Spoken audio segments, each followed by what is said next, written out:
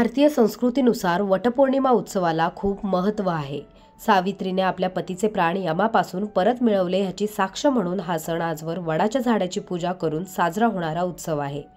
सिंधुदुर्ग जिल्ह्यातील मालवणमध्ये आज महिलांची खूपच गर्दी पाहायला मिळाली।